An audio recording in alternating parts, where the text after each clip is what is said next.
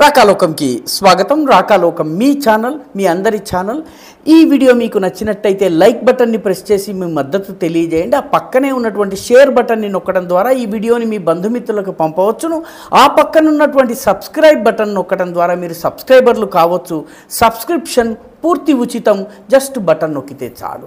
ఆ పక్కనే ఉన్నటువంటి బెల్ ఐకాన్ని నొక్కడం ద్వారా మీకు ఎప్పటికప్పుడు రాకాలోకంలో అప్లోడ్ చేయగానే నోటిఫికేషన్ పోస్ట్ పెట్టగానే మీకు నోటిఫికేషన్ వస్తుంది. మీరు అప్ టు డేట్గా ఉండవచ్చు. మిత్రులారా, అయోధ్య ఇప్పుడు ముగిసింది. అనేక సంవత్సరాల జై శ్రీరామ్ నినాదం తరువాత, పోరాటం తర్వాత అయోధ్యలో బాలరాముని భవ్యమైనటువంటి మందిరం ఏర్పడింది. ఇప్పుడు యావత్ దేశం నుంచి భక్తులు అక్కడికి తండోపతండాలుగా వెళ్తున్నారు. అయోధ్య తరువాత హిందూ ప్రజల నినాదం మారింది. జై శ్రీరామ్తో పాటు ఇప్పుడు జై శ్రీకృష్ణ అన్నటువంటి నినాదము, హరహర మహాదేవ్ అన్న నినాదం కూడాను ఇస్తున్నారు. జై శ్రీకృష్ణ, కృష్ణ జన్మస్థానమైన మధుర విముక్తి కోసము.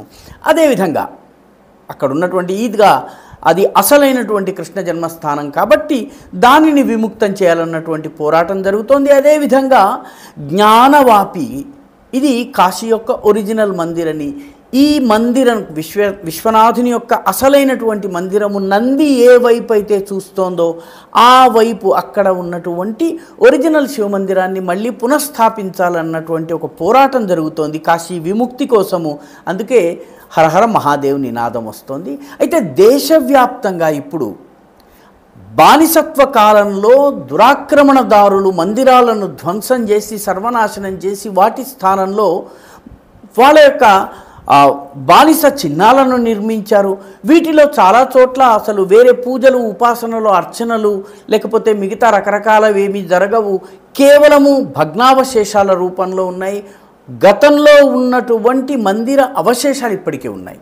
ఉదాహరణకి మహారాష్ట్రలోని హాజీ మలంగ్ బాబా దర్గా ఉంది. అదేవిధంగా కర్ణాటకలో ఉన్నటువంటి హుబ్లీ ప్రాంతంలో ఒక ఇటువంటి కట్టడం ఉంది. దానిని కూడాను దత్తాత్రేయుని పీఠంగా భావిస్తారు. అదేవిధంగా మధ్యప్రదేశ్లోని భోజశాల కావచ్చును. వీటన్నిటితో పాటు ఇప్పుడు ఉత్తరప్రదేశ్ రాజధాని లక్నో నడిబొడ్డులో ఉన్నటువంటి ఒక చిన్నపాటి కొండ ఆకారంలో ఉన్నటువంటి కొండ కూడా వివాదం అవుతున్నది. ఆ కొండని ప్రజలు లక్ష్మణ టీలా అంటారు. టీలా అంటే చిన్న గుట్ట అని అర్థము. పెద్ద కొండ కాదు, చిన్న గుట్ట. ఈ లక్ష్మణ్ టీలా అన్నటువంటిది వాస్తవానికి అక్కడ లక్ష్మణ దేవుని మందిరం ఉండేది. అసలు ఈ లక్నో అనే పేరు ఏదైతే ఉందో, ఈ లక్నో అనే పేరు లక్ష్మణ వాటిక అన్నటువంటి పేరు నుంచి నెమ్మదిగా లక్ష్మణపురిగా మారింది. ఆ తర్వాత లఖనౌతిగా మారింది. ఆ తర్వాత లఖనౌగా మారింది అని చెప్పి చాలామంది చెప్తుంటారు. వాస్తవం కూడాను ఆ రకమైనటువంటి శాసనాలు కానీ మిగతా కూడా దొరికినాయి. ప్రాచీన శాస్త్రాల్లో, బ్రిటిష్ వాళ్ళ గెజిట్లలో కూడాను లక్నౌని లక్ష్మణపురి అని కూడా రాసినట్టుగా ఉంది. ఈ కొండ గుట్ట ఏదైతే ఉందో ఈ గుట్టని లక్ష్మణ టీలా అంటారు. అయితే అల్లావుద్దీన్ ఖిల్జీ సమయంలో 13వ శతాబ్దపు సమయంలో అల్లావుద్దీన్ ఖిల్జీ ఈ లక్ష్మణ్ టీలా మీద ఉన్నటువంటి దేవుని విగ్రహం శేషనాగేశ్వర్ టీలేశ్వర్ మహాదేవ్, శేషనాగేశ్వర్ టీలేశ్వర్ మహాదేవ్ మందిరం ఏదైతే ఉందో దాన్ని ధ్వంసం చేశారు. ధ్వంసం చేసి వదిలిపెట్టి వెళ్ళిపోయారు. అయితే ఔరంగజేబు కాలంలో 16వ శతాబ్దంలో అక్కడ ఒక మస్జిద్ నిర్మాణం చేయడం జరిగింది. దానిని సర్వసాధారణంగా ప్రజానీకము టీలేవాలి మస్జిద్ అంటారు. టీలా అంటే చిన్న సైజు గుట్ట. ఆ గుట్ట మీద ఉన్నటువంటి మసీద్ అన్నటువంటి పేరు.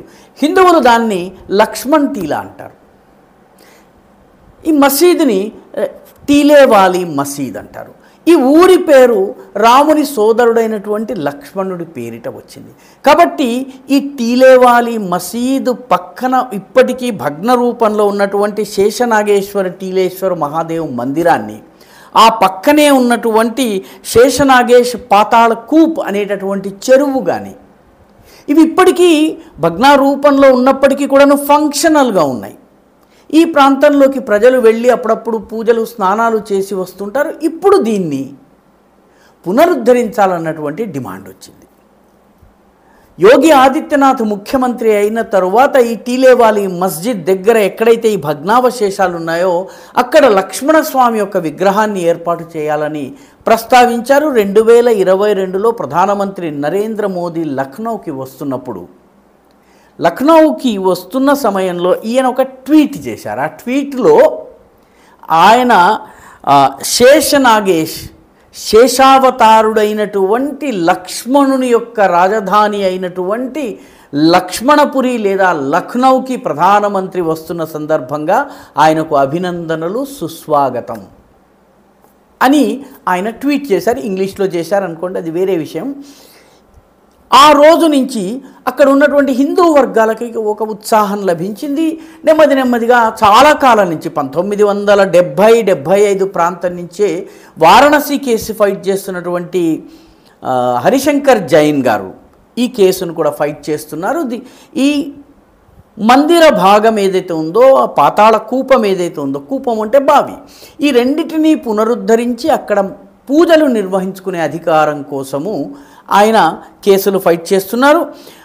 సెప్టెంబర్ 6, 2023న సివిల్ జడ్జ్ ఈ ప్రాంతంలో హిందువులు పూజ చేసుకోవడానికి ఎలాంటి అభ్యంతరము లేదు, మసీదు ఉండవచ్చును, హిందువుల పూజ కూడా కొనసాగవచ్చును అని చెప్పారు. ఈ రెండింటి మధ్య దూరం ఉంది కాబట్టి ఇక్కడ హిందువులు పూజ చేసుకోవచ్చును అని చెప్పి దానికి ఎటువంటి అభ్యంతరము లేదని చెప్పి తీర్పునిచ్చారు. ఈ తీర్పుని సవాలు చేస్తూ ముస్లిం పక్షము అడిషనల్ డిస్ట్రిక్ట్ జడ్జ్ లక్నౌ ఆయన దగ్గర ఒక కేసు వేసింది. దీని కింద కోర్టు ఇచ్చినటువంటి తీర్పును కొట్టివేసి అక్కడ కేవలము నమాజు మాత్రమే జరగాలి, పక్కనున్న మందిరంలో పూజ జరగడానికి వీల్లేదు, దీనివల్ల మాకు డిస్టర్బెన్స్ అవుతుంది అని చెప్తున్నారు. చాలామందికి తెలియని విషయం ఏంటంటే సికింద్రాబాద్ రైల్వే స్టేషన్ పక్కన మసీదు గుడి, వినాయకుడి గుడి, మసీదు పక్కనే ఉంటాయి. ఏ రోజు గొడవ రాలేదు. ఈ రెండు ఇక్కడ పూజలు జరుగుతాయి, అక్కడ నమాజు జరుగుతుంది, గొడవ రాలేదు. సైదాబాదులో మసీదు గుడి పక్కన ఉంటాయి, హైదరాబాద్లో ఉన్నటువంటి సైదాబాద్లో ఏ రోజు గొడవ రాలేదు. కానీ ఈ టీలేశ్వర మహాదేవ్ మందిరంలో కనుక పూజ జరిగితే మాకు డిస్టర్బ్ అవుతుంది అని అనడం ఏదైతే ఉందో ఇది ఒక రకంగా మత ఉద్రిక్తతల్ని రెచ్చగొట్టేటటువంటి ప్రయత్నము. ఈ కేసు మొత్తము విన్నటువంటి అడిషనల్ డిస్ట్రిక్ట్ జడ్జ్ ముస్లింల పిటిషన్ని కొట్టివేశారు. ఫిబ్రవరి 28 ఫిబ్రవరి 28, 2024 కొట్టివేసి హిందువుల పూజలు యథాతథంగా సాగుతాయి, అదేవిధంగా ముస్లింల నమాజు కూడా సాగవచ్చు, నమాజుకి ఎటువంటి ఆటంకము లేదు, వాళ్ళు చేసుకోవచ్చును, ఇక్కడ హిందువులు కలిసి చేసుకోవచ్చును అని చెప్పి ఆయన చెప్పారు. దీంతో ఒక పెద్ద వివాదము వీళ్ళు ముస్లిం పక్షం పైకోర్టుకు వెళ్ళేటటువంటి ప్రయత్నం చేస్తోంది. పైకోర్టుకు వెళ్ళినప్పటికీ ఏం జరుగుతుందన్నది చూడాల్సినటువంటి అవసరం ఉంది. అయితే సెక్యులరిజం గురించి మాట్లాడేటటువంటి వాళ్ళు, అన్ని మతాలు సమానంగా ఉండాలని చెప్పేటటువంటి వాళ్ళు హిందువులకు అక్కడ పూజ చేసుకునే అధికారము లేదు, ముస్లింల పక్షం ముస్లింలు పూజ చేసుకోవచ్చును, ఈ హిందువులకి మాత్రం అక్కడ పూజ చేసుకునే హక్కు లేదని మాట్లాడటం ఏదైతే ఉందో కొంత హాస్యాస్పదంగా ఉంది. అయితే ఉత్తరప్రదేశ్లో ఇప్పుడు నెమ్మదిగా హిందూ జనానీకం నగరాలు ఏవైతే ఉన్నాయో కీలకమైనటువంటి పట్టణాలకు ప్రాచీనమైనటువంటి పేర్లు పెట్టాలన్నటువంటి డిమాండ్ను ముందుకు తెస్తున్నారు. ఉదాహరణకి ఆగ్రా, దాని అసలు పేరు అగ్రావన్, ఈ అగ్రావన్ అనే పేరు తీసుకుని రావాలి. ముజఫర్ నగర్ ఏదైతే ఉందో దాని అసలు పేరు లక్ష్మీనగర్, ఆ పేరు రావాలని. అదేవిధంగా మియాగంజ్ అనేటువంటి ఊరు ఉన్నావ్ జిల్లాలో ఉంది, దాని పేరు మాయాగంజ్గా మార్చాలని. అలీగఢ్ ఏదైతే ఉందో అలీగఢ్ యొక్క అసలు పేరు హరిగఢ్, మేనపురి అనేటటువంటి ఊరుంది, దాని పేరు కూడా మాయాపురి అని మార్చాలి అన్నటువంటి డిమాండ్ను ముందుకు తెస్తున్నారు. ఏది ఏమైనప్పటికీ కూడాను ఇటువంటివన్నీ కూడాను చర్చల ద్వారా సామరస్యపూరితంగా పరిష్కరించుకోవచ్చును. అయితే దీనిలో ఈ టీలేకి మస్జిద్ పక్కన శేషనాగేశ్వర టీలేశ్వర మహాదేవ్ మందిర్ ఉండడం వల్ల, దాని భగ్నావశేషాలని పునరుద్ధరించి అక్కడ పూజలు చేయటం వల్ల ఎవరికి ఏమీ ఇబ్బంది ఉండదు. కలిసి ఉన్నట్లయితే మంచిది. రెండు కూడా పక్కనే ఉండి కొనసాగినప్పటికీ ఎటువంటి ఇబ్బంది ఉండనటువంటి పరిస్థితిని సృష్టించేందుకు అన్ని వర్గాలు ప్రయత్నం చేయటం ద్వారానే నిజమైనటువంటి సెక్యులరిజంని మనము కాపాడగలం. ఈ వీడియో మీకు నచ్చినట్టయితే లైక్ చేయండి, షేర్ చేయండి, ఈ ఛానల్కు సబ్స్క్రైబ్ చేయండి, మీ అభిప్రాయాన్ని కమెంట్ల రూపంలో తప్పనిసరిగా పంపించండి.